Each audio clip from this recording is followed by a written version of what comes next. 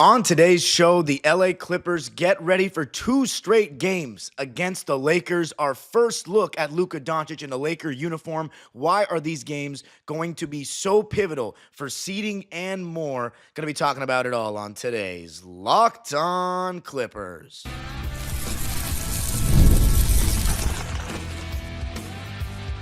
You are Locked On Clippers, your daily Los Angeles Clippers podcast. Part of the Locked On Podcast Network, your team every day. Yes, sir. You were locking in with the Clips. Thank you for making Locked On Clippers the first listen of your day, your team every day. I'm your host, Darian Vaziri, born and raised in LA, been a Clipper fan for 20 years, been covering the Clippers on my own personal YouTube channel, Dime Dropper, for 5 and 3 years right here on Locked On Clippers. You can subscribe wherever you get your podcast, and of course, on YouTube, where you can hit the notification bell and let me know what you think. Now, this episode is also brought to you by FanDuel, America's #1 sportsbook. Right now, new FanDuel customers can get $150 in bonus bets if your first $5 bet wins.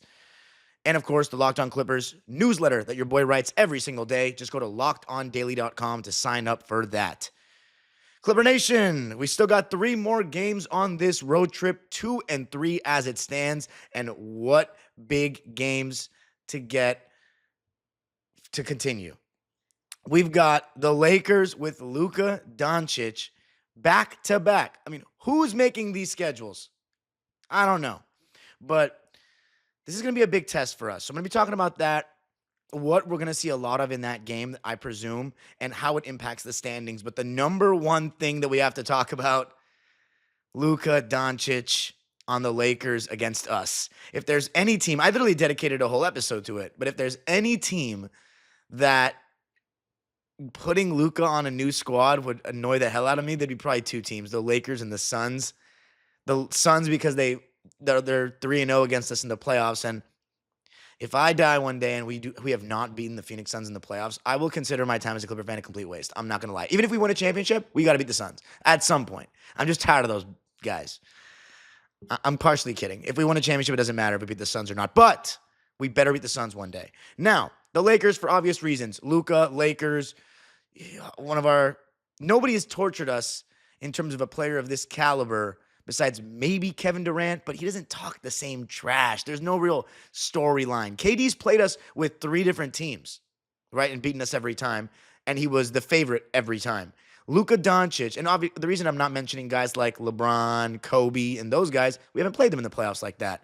So Luka, we sent him home his first 2 years in the playoffs. And there's this whole narrative, Luka owns the Clippers, all this stuff. This is the truth. Luka averages like 30 points against us. He averages like 30 points against a lot of teams. He hates us. That is truth. He can't stand the Clippers. And this is only going to fuel that fire, in my opinion. So, yeah, he's going to be likely coming at us, but he hasn't had great shooting games as a Laker yet. He's still not fully up to speed, so maybe we're not getting the same Luka Doncic that, we're used to seeing and that we saw in 2021 and 2020, for example. Because even last year, Terrence Mann, who's not with us anymore, did a really great job on him and keeping him in check. It was really Kyrie Irving that caused us a lot of problems in that series, but still, Luka, he still did a lot of things to take away Luka from that team. We are winning that series, no problem, even without Kawhi. Now, on the injury report, it said Norman Powell was questionable for the game on Friday night against the Lakers. Kawhi Leonard is available.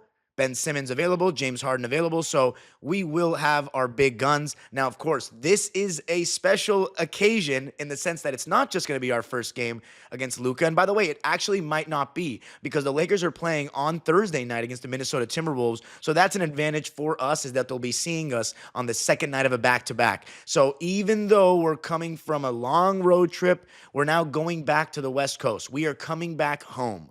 So 5 games on the road. Tough game against Chicago, tough game against Detroit and Indiana. We had that little Midwest trio of games, but now we're back in LA, 2 games against the Lakers, not just the first game against Luka, because we're going to see Luka at some point. Even if it's not Friday night, we're going to see him probably on, I believe the game is on Sunday night. Let me double check. Yeah, Sunday, March 2nd. And the reason why it's so big time is because this is the first time the Clippers have returned to Staples Center since we have left. So this is going to be a special one. Definitely an insanely expensive ticket. I've had several people ask me, you got a ticket for the game? Dude, you think I can afford these Laker tickets? Are you out of your mind? I'm a Clipper fan for a reason, man. These tickets are way expensive. So if you're going to the game, hopefully you represent us well, and hopefully we get at least one win here. That's all I ask. Get us a split. Get one win. If Luka's to only play one, it would be really nice to win the game that he plays, just because, you know, I don't know. I hope the Luka Doncic Clipper thing is over now. We stop seeing him in the playoffs because we never play the Lakers in the playoffs. We're the only team that they haven't faced in the playoffs in the West ever. But who knows? Because a lot of people want that Lakers Clippers series. I'm more for it now that we're in Intuit Dome. But if we lose, guys, like as an Angelino, like I might as well just crawl under a hole. Like it's gonna be the most painful. And then Luka talking trash. I don't even want to think about that nonsense. But I'll tell you this: we can just. The goal is let's get a split. Luka's gonna make this matchup so much more hyped up, and we got to be ready for that. He is still a bit rusty, but this is a second night of a back-to-back for the Lakers. So for me, the goal, let's split. Let's split. That would make us 3-4 on the trip. If we can beat Phoenix in Phoenix, funny because I mentioned them earlier, we can split 4-4 on the trip. I think that would be good. And of course, as every game is to be looked at for the rest of the season for the Clippers, what are we thinking with Kawhi Leonard and how he is progressing? That's all that matters. 24 games left. How is Kawhi Leonard progressing? So this Luka game is going to be big time. I'm excited for it. Definitely. It's going to be loud. And I guarantee you, I wouldn't even be surprised. I say Luka's rusty. I wouldn't even be surprised if this is the game where, because he played amazing against the Nuggets. He just didn't have a great game against his old team in Dallas. But it's the Clippers, man. He gets up for us. He gets up for us. I wouldn't be surprised if he comes out and just drops 30. But yeah, again, Minnesota's a solid team. They're trying to fight to, get into the playoff spots, and they're right behind us. I don't even know who I want to win. Do we want the Lakers to win on Thursday night or the Timberwolves? Probably the Lakers, right? And then we get to beat them? I mean, that would be ideal. But yeah, it's going to be interesting. Luka Doncic is not listed on the injury report for Thursday's game against Minnesota, so there is a chance because they're limiting him in back-to-backs. He's not 100% that he does not play that game against the Clippers on Friday, in which case we need to win. It's going to be a steady dose of Austin Reeves and LeBron, and we got to be ready for it. Our defense lately hasn't been good enough for what we've seen throughout the season, which is a top 3 defense in the league, but 117 points against Chicago. Detroit was actually good. Indiana, we allowed 129 points. Milwaukee, 116 points. Utah, 116 points. Memphis, 114 points. Utah, 110. Indiana, 119. Lakers, 122. Toronto, 115. Listen to this stuff. This is not the way we've been defending this year. So we got to step it up. Big games. If we lose both, I'm going to be pretty mad. Because I bet you if we lose both, we're going to be in the play-in spots. And then it's going to get dicey. And you know what? We already know how that play-in stuff goes. 2022, I was out there cussing up a storm at LA Live about how Adam Silver's playing sucks. I don't want to have that conversation again. Coming up, let's talk about how the actual matchup is going to go. JJ Redick liked the small ball, really played Zoo off the floor. What are we going to do to counter that strategy? Going to be talking about that coming up. I got to tell you a little something about FanDuel, America's #1 sportsbook. When the game tips off, the NBA action is just getting started, and there's no better place to get in on it than FanDuel. With FanDuel, you can place live bets throughout the game, so even if you miss the opening tip-off or want to bet on a fourth quarter comeback, you can stay in on the action. And if you're looking for a bigger payout, you can even combine your live bets into a same-game parlay. Right now, new FanDuel customers can get $150 in bonus bets if your first $5 bet wins. Just visit FanDuel.com to join today. That's FanDuel.com for your shot at $150 in bonus bets. Make every moment more with FanDuel, the official sports betting partner of the NBA.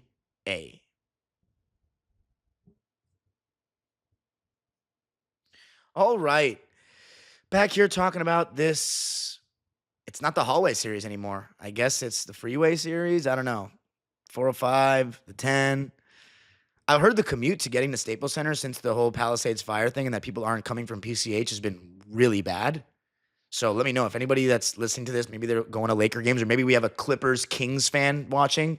Has it been harder to get to Staples Center than Intuit? Because before the fires, when I was living at home, I remembered saying, I hate this drive to Intuit. The one thing I knew was going to be better was that drive, because I would just take the 10 all the way down to downtown. And, you know, it was like an hour, 10 minutes, most times tops. But this Intuit, like that 405 South is horrible at that time.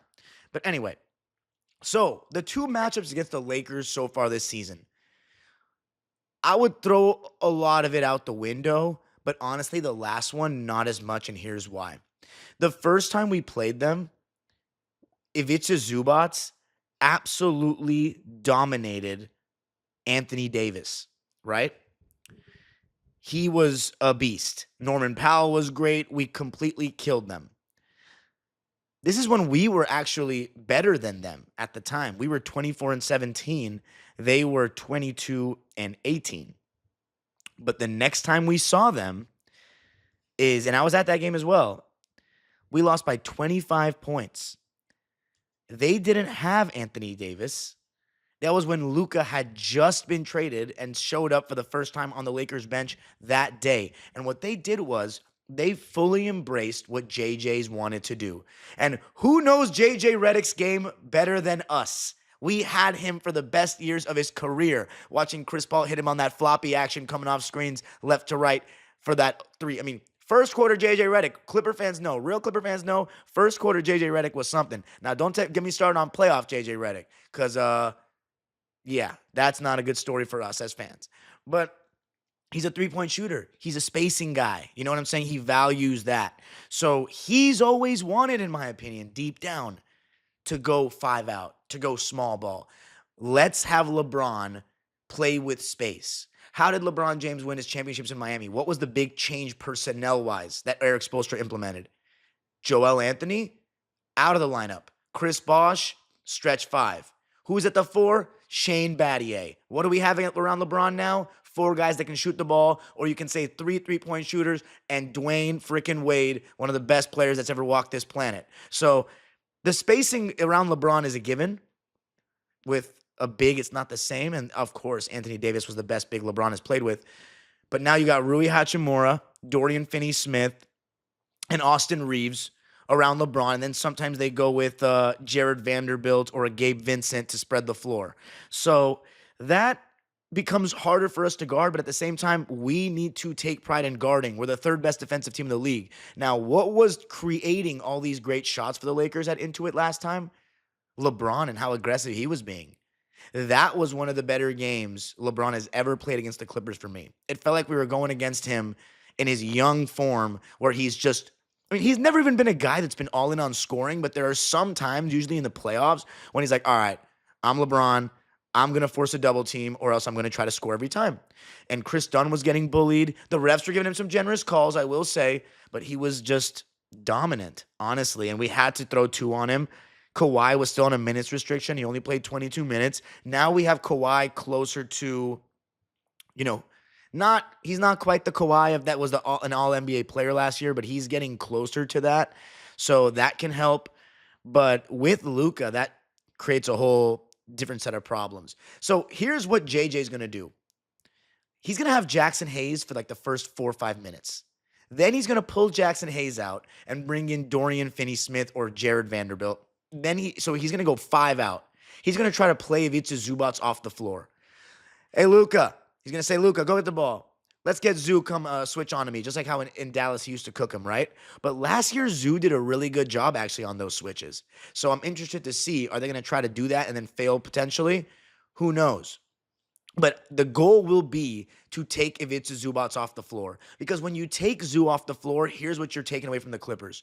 Rim protection, that has been a big part of this 3rd best defense in the league. You're taking away an interior scorer. You're taking away a guy in the dunker spot when James Harden drives. You're taking away our best rebounder and also our best screener. And that's what helps James Harden. Because other than that, you are then going small. If we go small to match them, which we're going to do, it's going to be Ben Simmons out there at the 5. We're going to have a combination of like Harden, Kawhi, James, and either maybe Chris, Derek, or Nico, something like that.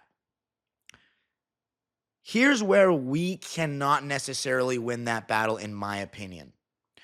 While Ben Simmons, Kawhi Leonard, Chris Dunn, Derek Jones, and Nicholas Batum are the 5 best one-on-one defenders on this team that can try their best to stay in front of Luka and LeBron, Chris Dunn and Ben Simmons will likely not share the floor together due to lack of spacing, so you probably have to replace one of them with Bogdanovic, in which case Luka and LeBron are going to go at those two. Will they be able to hold their own? Do you know what the takeaway is here?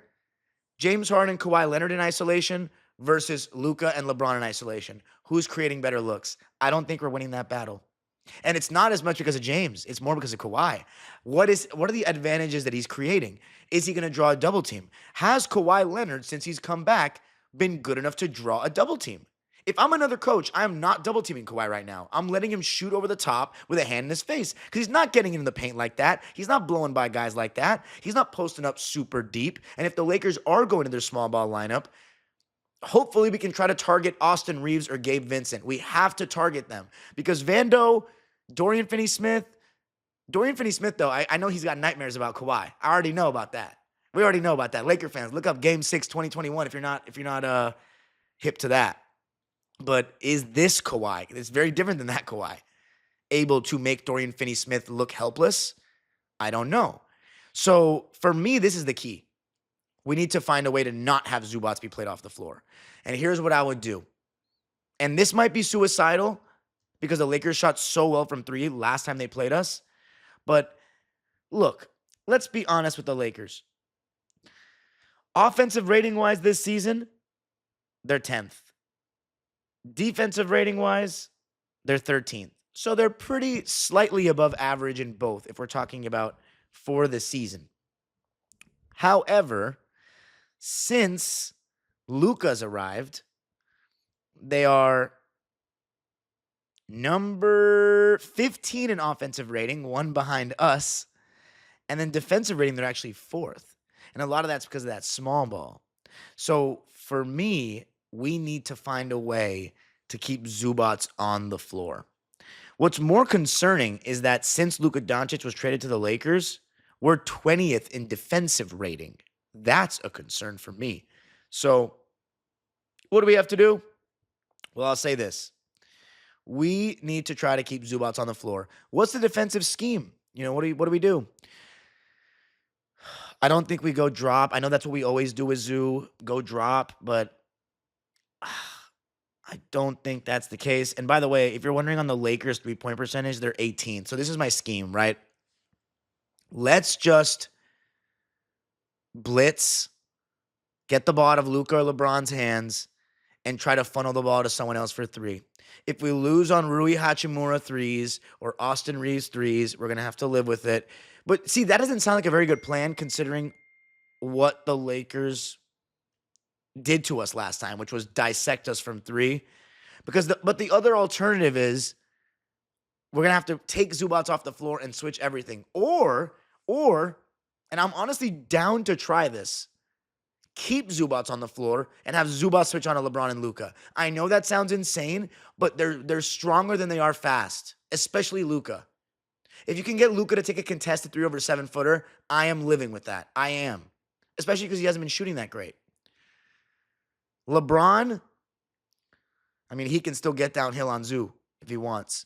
But then we got to just collapse and make him pass. I think that's the best thing to do. Because the other strategy I suggested of blitzing, we might get carved apart from 3, but we are good on the backside. We just need to be sharp. Ben Simmons, Kawhi, Chris Dunn's anticipation is amazing. Derek Jones Jr. really good. So that's why I'm saying blitz. Let's let the backside figure it out and make the Lakers make plays. I think they caught us by surprise with that scheme last time. And we did not think anything of it because, they didn't have Anthony Davis. They didn't have Luka. We're we're about to beat these boys up. But we were very mistaken. So It's going to be a small ball game. That's my takeaway. It's going to be a small ball game. Lakers going to try to take Zoo off the floor. We got to be ready for that by keeping him on the floor. Because if we get into an ISO battle against them, I don't see it ending well. We need to, especially with the way they've been defending lately, let's keep Zoo on the floor so we can keep throwing it to him in the post, and maybe that'll draw some double teams. But coming up, going to be looking at what this game does in the standings, or what these two games do for the standings, considering where the Lakers and the Clippers are.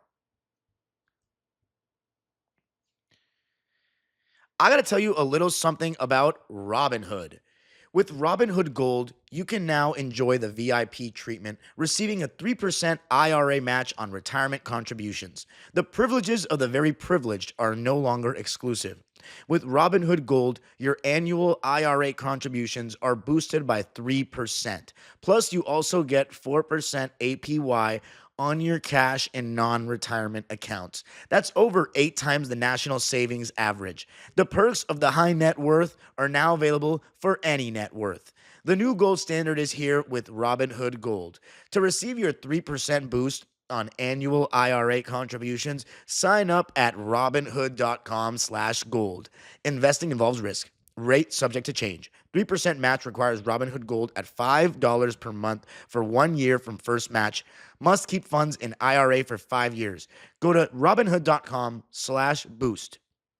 Over 8 times the national average savings account interest rate claim is based on data from the FDIC as of November 18th, 2024. Robinhood Financial LLC. Gold membership is offered by Robinhood Gold LLC.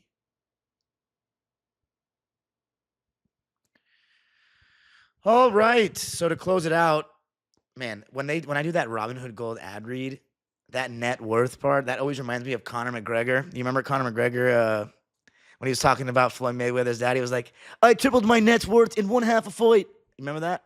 And he said, "Tripled my net worth." I always think of that for some reason.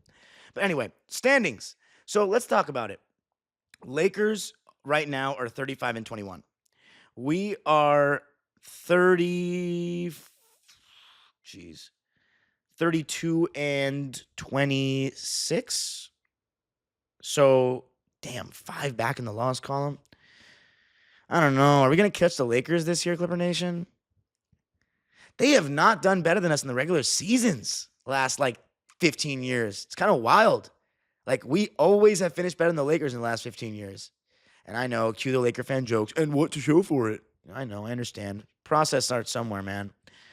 2020 is legit the only year since 2012 the Lakers have done better than us in the regular season. That's insane. I guess this year's going to be one of them. Because LeBron James at age 40 can stay healthier than Kawhi. It's unfortunate. But anyway, I think at this point the goal is to just stay out of the play-in. If the Lakers are in the 4-5 match, we're in the 6-3. I would love if the Nuggets could get 2 and we can play Memphis. That's what I said in a couple episodes ago. We got to play Memphis. I'm trying to see Memphis again. We got a score to settle, guys. We got a score to settle from over a decade ago. Man, I saw a Tony Allen video on my Twitter feed. You don't understand how mad that made me at noon. Tony Allen. I need Mike Conley out of there too.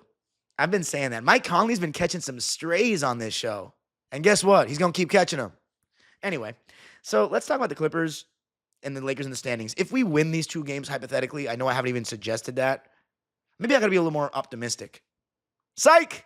We know how that works out. I'm never right. So if realistically 1-1 is good, but if we do win both games, I'll be very proud of this team. That would undo this past stretch. Because, yeah, we lost to the Pacers, we lost to the Pistons, but getting 2 wins against the Lakers on their floor, that would be special. That would show that maybe we're primed for a nice little run towards the end of this season. But again, it starts with Kawhi. I see the comments, fellas. I see you Harden fans getting emotional when I say it's Kawhi's team. Listen, this season, it's been Harden's team. Who's been better this season? James Harden. Who's been our leader? James Harden. But James Harden came here to help Kawhi. Don't get it twisted. He's making $50 million for a reason. If this is not Kawhi's team, see, unlike you Harden guys that are so, unfortunately for you, delusional, and I don't feel bad saying it, you are delusional into thinking that a team with him leading the way is going to make it out of the first round or do anything serious in 2025. If Kawhi is not Kawhi, Harden only came here because of that. You guys, so you're telling me you think Harden came here because you think he can lead his team to a championship? Because it's the Harden fans that say he cares about winning, and I've only seen that he seems to with the Clippers, right? If he cares about winning, he knows that he's not the best player on a championship team anymore. That's why he left Houston in the first place. So if you seriously think that we're going to make it out of the first round with James Harden and Norman Powell leading the way, you are a little bit delusional about the talent in the NBA. We need Kawhi Leonard to be Kawhi Leonard, or this doesn't make any sense. I respect a lot of what James Harden's doing. I think he has done a great job representing the franchise. He's done everything right. Kawhi, it's been a really rough patch for him. But this isn't about production. This is about what the Clippers have sacrificed for Kawhi. We have literally tanked our future for him. So until he's off the team, it is his team. So we're going to be keeping our eyes on that. If we do beat the Lakers in these games, we will be 3 back in the loss column. If they lose to Minnesota, we'll only be 2 back in the loss column. So it's not over. If we can get these 2 wins, it is not over. If we lose both, forget it. Lakers are going to finish higher than us. If we lose one, most likely they're going to finish higher than us. There's still a lot of games to be played. I'm just assuming that the Lakers don't do significantly worse than us, but who knows? They lose Luka, they lose LeBron for a couple games, they lose Austin Reeves maybe. You never know what can happen. And yes, I'm assuming that we're healthier to end the season because we've had our best player out the whole season. So these are huge games, and it's going to be fun. If we can win both, I'd be ecstatic. I'll take a split. Clipper Nation, let me know your predictions for this 2-game road trip at our old stomping grounds in the comment section. You can follow me on Twitter and Instagram at DimeDropperPod. Subscribe to my own YouTube channel, Dime Dropper, for even more content on both LA Pro basketball teams and the NBA at large. And of course, Locked On Clippers is free and available wherever you get your podcasts, including YouTube. I already talked about the comment section, and I'm going to need y'all to toss some likes and make sure we subscribe and hit the notification bell so you know every single time we post a video. 7,000 subscribers before the end of the regular season. That is the goal. Can we make it happen? I'm watching, and that number is going up by the day. So I appreciate you all for listening. Clipper Nation, Friday night. I know it's going to be a fun night for some of you. Hopefully it ends in a win. The age-old proverb continues. Go Clippers.